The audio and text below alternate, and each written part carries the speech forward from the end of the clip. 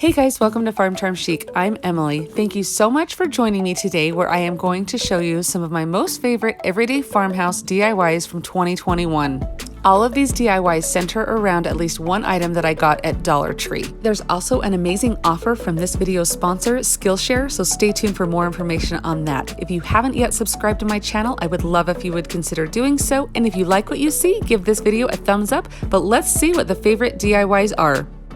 This is another project that I absolutely love. It's one of my most favorites of all the projects that I have done from Dollar Tree. So I'm just taking some garden fencing and I am going to cut off the little stakes at the bottom and then also these little latches that come on the side that you would use to hook like another piece into it.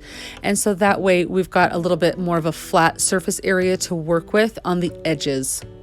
Now I am just taking some zip ties and I'm going to zip tie this together so that way it makes kind of a cylinder shape here. I'm going to make a bird cage using this.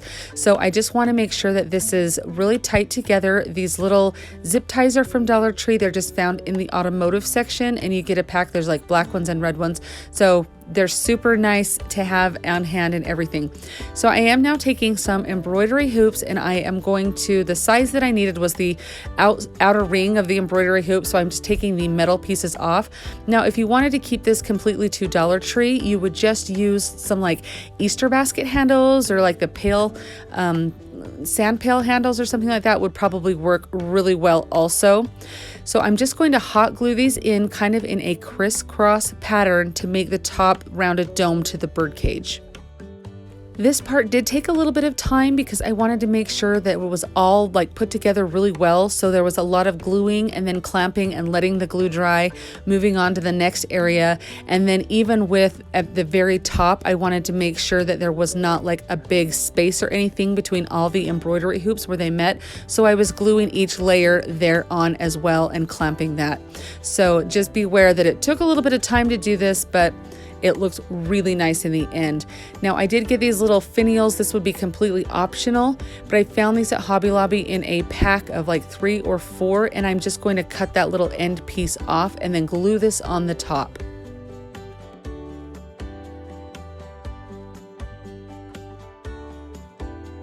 Now I take this out to spray paint it. You could paint this any color that you wanted. I can think of so many different fun colors it would be to paint this, but I chose to do mine white because I wanted to put a plant in it and have that greenery pop against the white, but so fun to do so many other colors. So I just make sure I give a really good, takes a couple of coats to get the inner part of that garden fencing covered.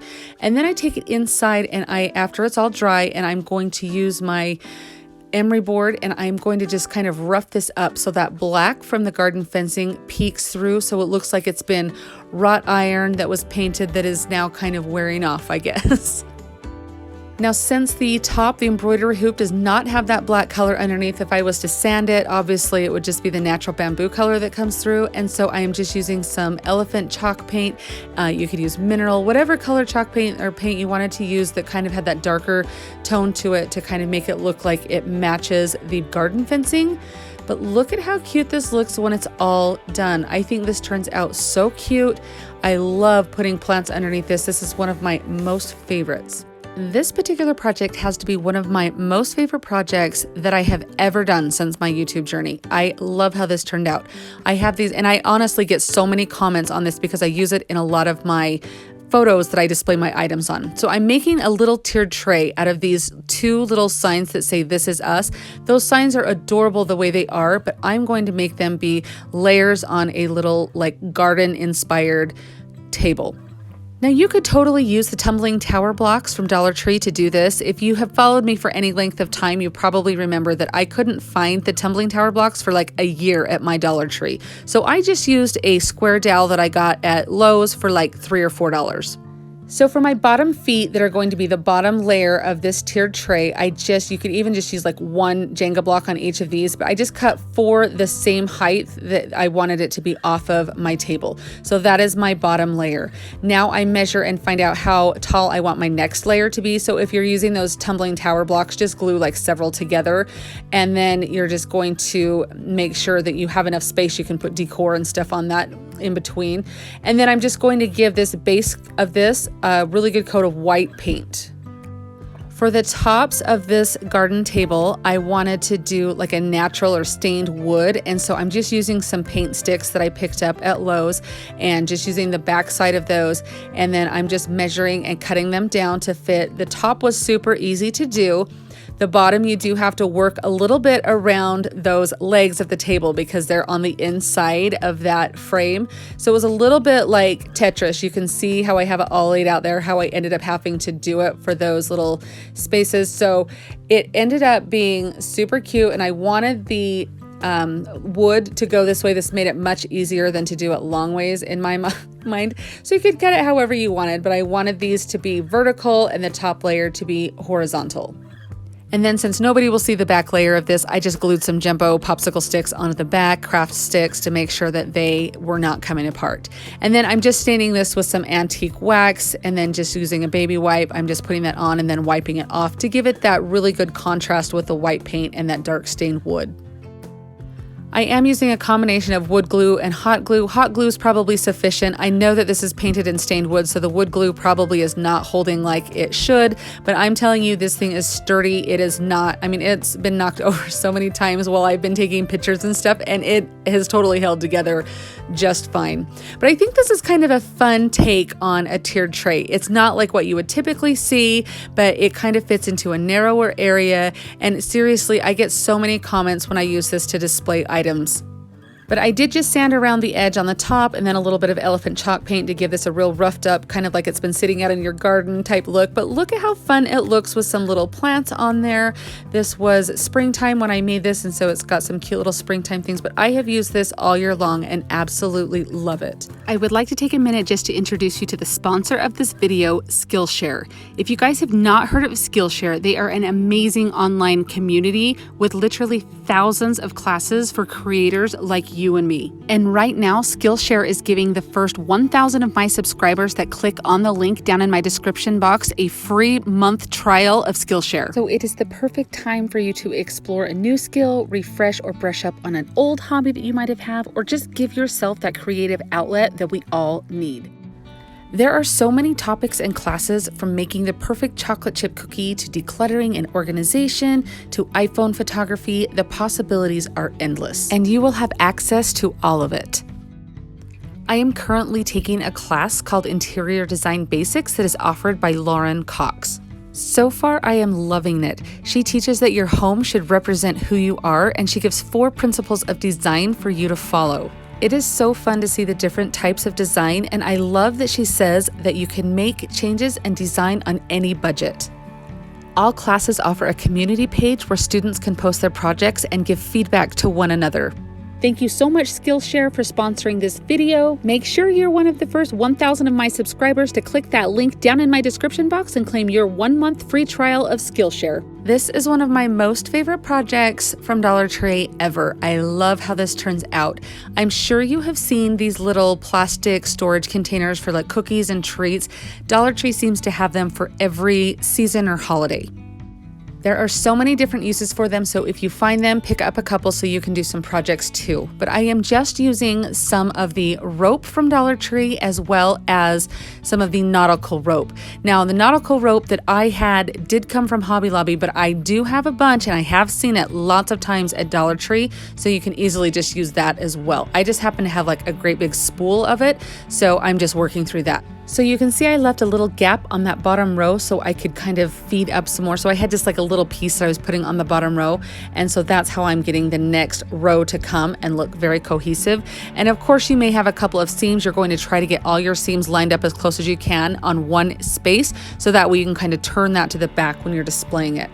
So I'm going to do about 3 rows of the rope, and then I'll go in and do 2 rows with the nautical rope.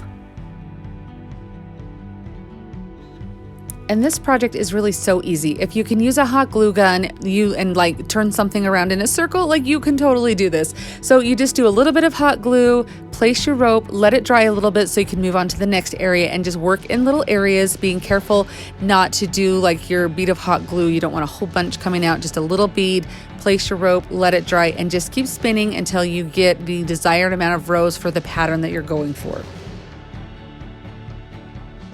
When you're starting a new portion with the rope, you're just going to put a little bit of hot glue around that and let that dry. That's going to stop any fraying from happening. So you'll just have to do that when you start each new row or a new piece of rope.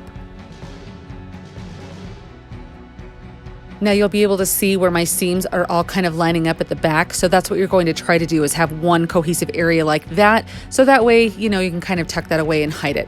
Now when you get to the top, I'm just going to make sure that I go up above the plastic container so it kind of finishes it off with a little bit of a nicer look. Now I also have one of these little oval shaped tins that I did from Dollar Tree, and look at how cute they look. I just got a couple of like IKEA plants to put in them. You could do whatever floral arrangements you wanted. You could use them for so many different things, but I love how these turned out. I feel like they are truly so high end and nobody would know that it was Dollar Tree. I happened to be at Dollar Tree one day when they were getting a shipment of these 3D orbs in. They were kind of stocking them. So I grabbed one thinking, oh, I'll figure something to do with this. And honestly, I wish that I had grabbed more because I have not seen them since then. And that was like all the way back in February. So I just put the orb together, and I'm taking this candlestick from Dollar Tree and I'm just using a massive amount of hot glue to glue this orb to this candlestick. So you're going to hold it for a while, I guess is what I'm saying. And then I wanted to have some type of little platform there in case you wanted to stick like a plant is what I put in there, a candle, something. So I just used one of my canning jar lids and glued that in there because I am going to spray paint this and do some other things with it, you'll see. And so you won't be able to tell that that's what it is. So I'm just using some matte spray paint, and I had a little wood finial that I did glue on the very top. And then I am going around to just give this a really rough up finish, and then I'm just staining some beads here because there is a gap between the pillar, the candle pillar, and the little jar lid. So I thought it would be a perfect area to kind of tuck in some beads. To give this a really roughed up, rusted, old aged look, I am just using a bunch of different colors of paint, and I'm using like a garbage sack, or not a garbage sack, but we'll sometimes use it as a garbage sack, but a grocery sack that I had. And I am just using some of the truffle paint, some elephant chalk paint, and I am just going over this to make it look like it's kind of wrought iron that has sat out in your garden for a long, long time and just kind of started to age and rust.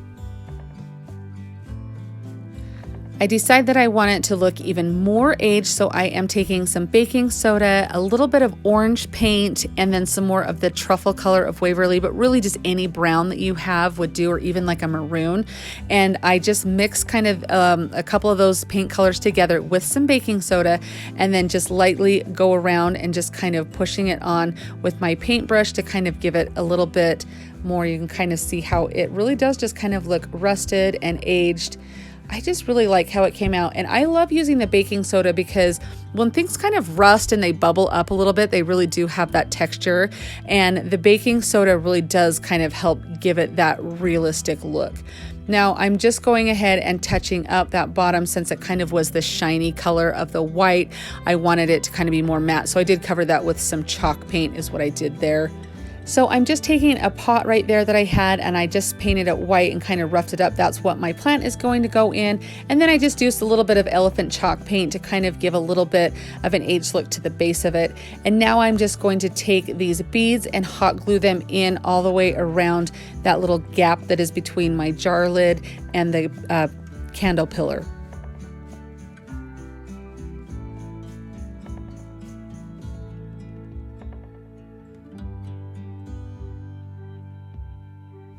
I do take just a little bit of what dry paint is left in my brush there and kind of brush it over the beads and everything to kind of brighten them up a bit and make it look like one cohesive piece.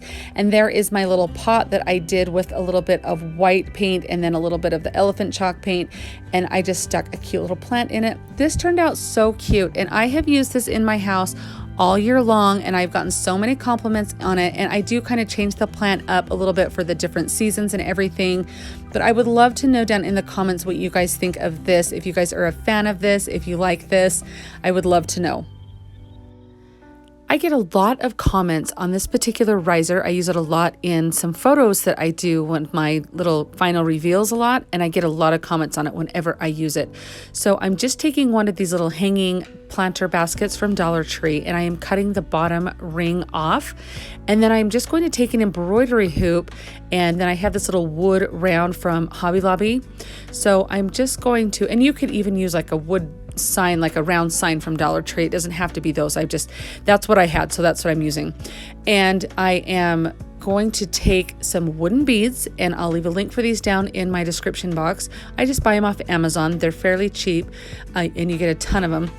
And I just go ahead and glue these all around one at a time. It takes a little bit of time to do this, but you do want to take your time and make sure that they're even and everything like that. Whenever I've seen like these little beaded trays like this at the craft stores or the boutiques or anything, like they look very well done. So you just want to take your time so it looks very high end.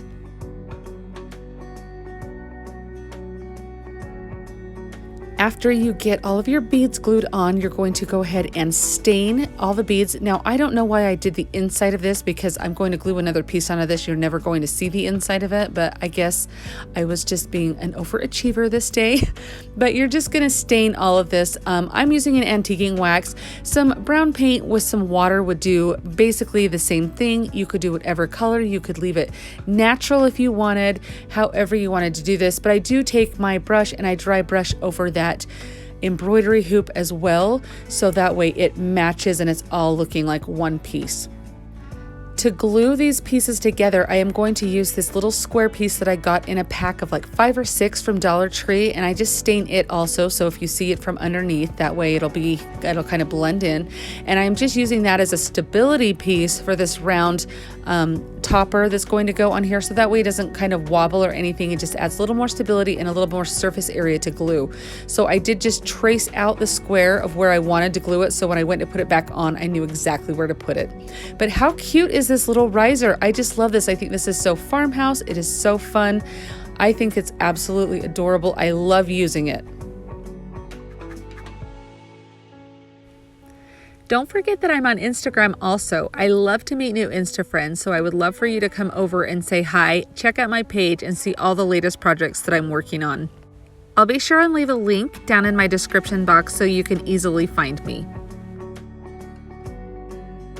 This particular DIY, you can use any type of sign blank that you have or anything. I got this at Dollar Tree. It's a cute little glow-in-the-dark sign, but I bought it with the intent that I was going to make it over. So I am just covering all sides and that flat portion, the front of it, all with some white paint. You can use chalk paint, acrylic paint, whatever you have, and in whatever color. So I have a little helper here. So my little boy was helping me make this sign, so that's whose hand you see, and they're kind of helping me out. So once I get this all the way done, I'm going to take some painter's tape and we're going to make some stripes on it. So I just lay my painter's tape down and then put one in the middle and then another. That's middle one's going to be my spacer, so it will come off, and then I'll be able to place another one on top of that, as you can see what I'm doing here.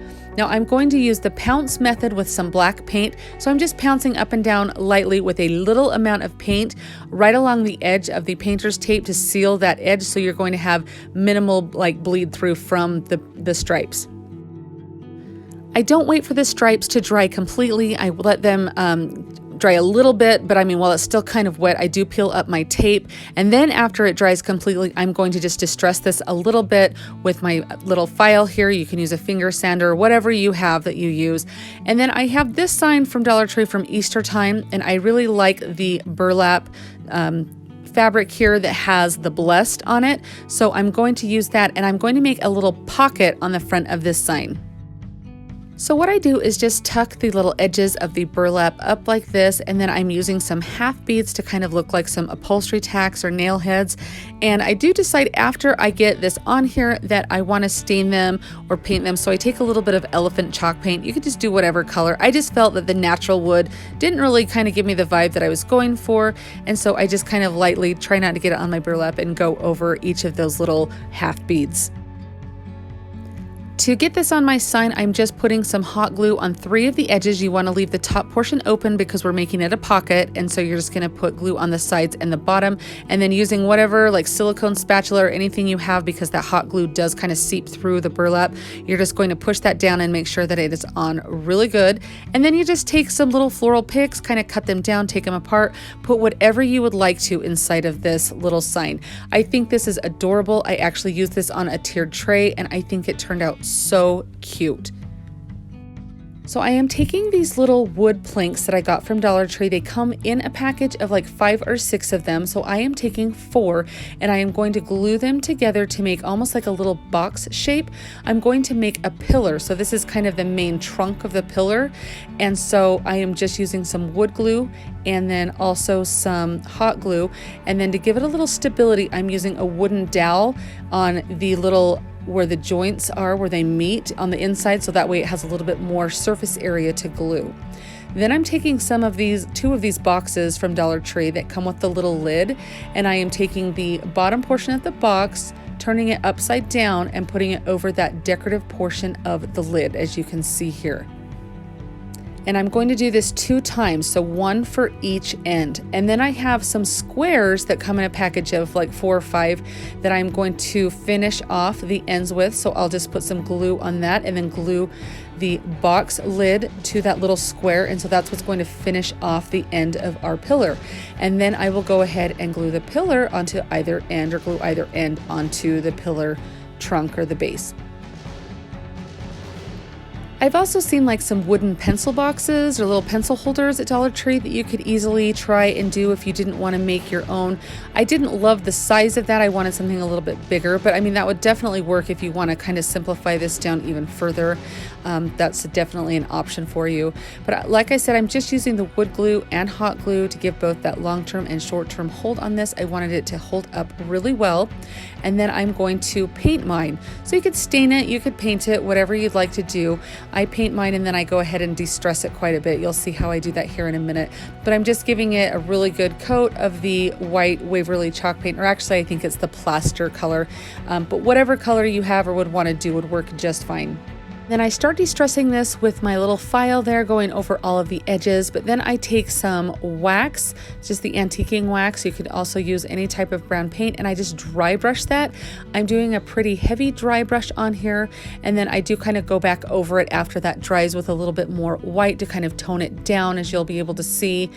And I love the way that this turns out. I love the tone that it's getting, but of course you can customize this to whatever. I know this style is probably not everyone's, but here it is as like a plant stand with a plant on it. I think this turned out so cute. I've used this all year long and I absolutely love it. Here's one last look at some of my favorite everyday farmhouse DIYs from 2021. I would love to know down in the comments if any of your favorites made this list, or which one of these was your favorite out of all of these today. Make sure you click that link in my description box and be one of my first 1,000 subscribers to get a free month of Skillshare. I can hardly wait to see what you create with your membership. As always, I want to remind you to be safe, be smart, be nice, be happy. Choose to have a good day because you are amazing. Thank you so much for watching today, guys. Have a good day and happy holidays.